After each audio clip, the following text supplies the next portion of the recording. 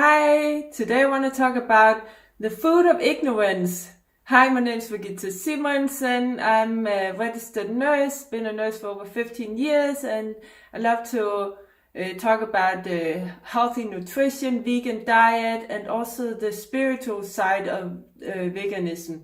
So today I want to talk about the meat of ignorance, and it's something that I learned from the Swami Mukhandananda. Excuse me if I pronounce it wrong. I'll put a link to his YouTube channel down below so you can check him out also. He's a really great guru or Swami.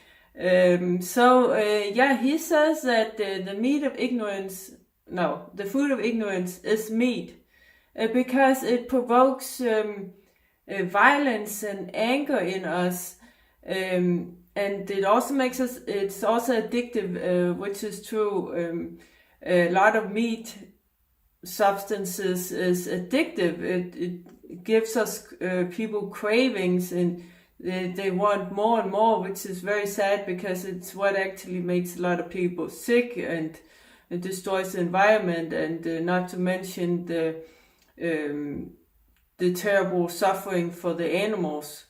It also gives laziness, it provokes laziness, and induces sleep. When you ate a lot of fat, a heavy meal, you become lazy and want to sleep. So that's true. Many great thinkers, like for instance Albert Einstein, they naturally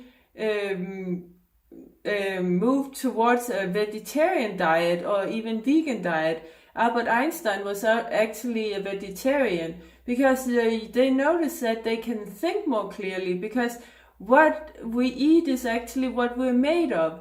What we eat is what our body is made of, and that includes our brain.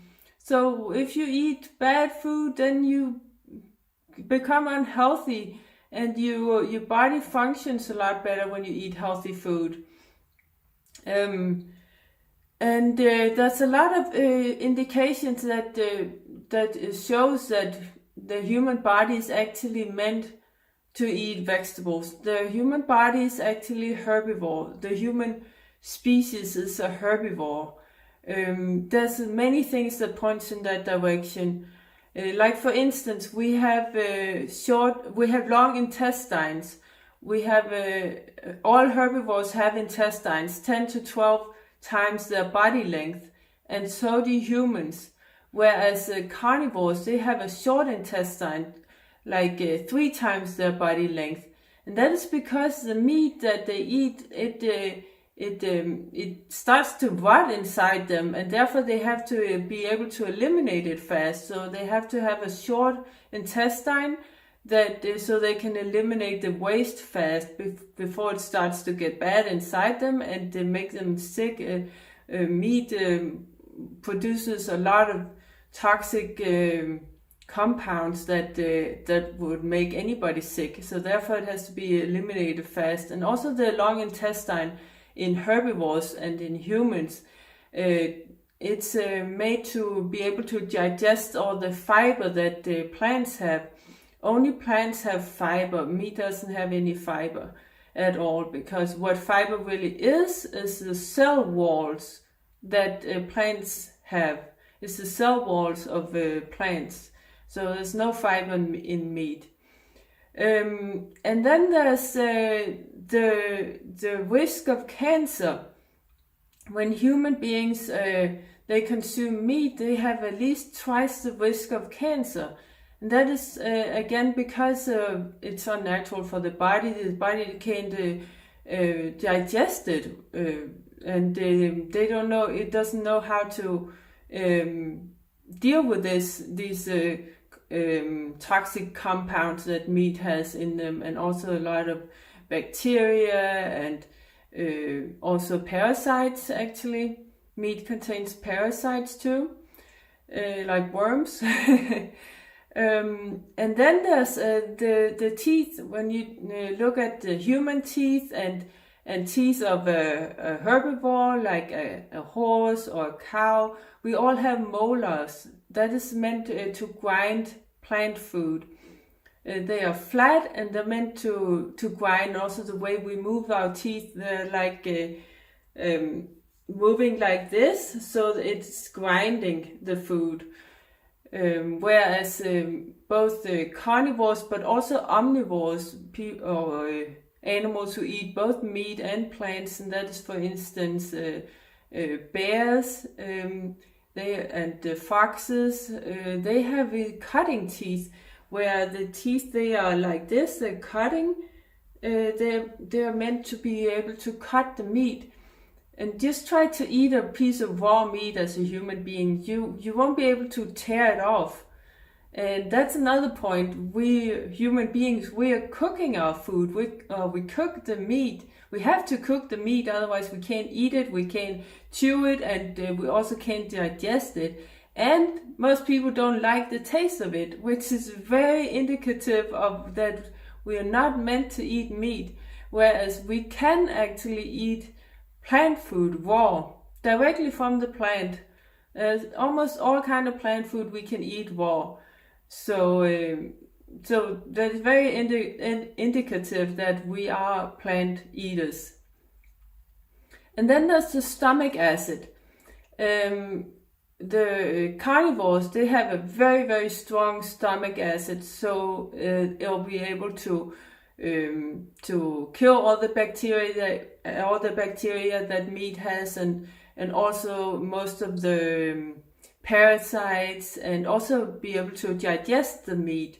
Whereas human beings, we don't have a strong stomach acid, and neither do other herbivores. So that's another indicator that we are herbivores, and also that's why we have to cook meat before eating it, because cooking it makes it's kind of pre-digested. Then there's the drinking habits, which I find pretty funny. All herbivores, all plant eaters, they're able to suck up the water from a pond or a lake or something like that. And human beings can also suck up water with their lips, if we don't drink from a cup or a glass, so we're used to that, but we can actually suck it up, and we use this ability with straws, when we use straws in our drinks, but we can also suck it up directly from a pond or so. Whereas a carnivore, they lap it up with their tongue like a dog and a cat. And if human beings would have to do that, we would die of thirst. Then there's the sweating mechanism, how we sweat. All carnivores, they sweat by opening their mouth and like a dog and a cat does. They let out excess heat through their breathing. And they can sweat a little bit on their paws, but otherwise they don't sweat through their skin. Like all herbivores, they can sweat through their skin, and people can also sweat through their skin, like other herbivores. And then there's also the spiritual side of eating meat, because when we eat meat, we are killing an animal. And it has karmic effects, Karma is you get what you give. So if you kill an animal to eat it, and it's not necessary for your survival, then you're putting out bad karma. And that is why people are getting sick from meat, also, besides that it's not meant for a human body to be able to consume it. But on a spiritual level, that's why we're getting sick, because we are giving out bad karma. We're killing an animal that we're not supposed to in order to survive. So we get bad karma back, we get that in the form of sickness. So that was a couple of things about how veganism and spirituality ties together. And I hope you liked it. Give me a like if you like it. Share it with someone who would also benefit from it, or who needs to know about this also.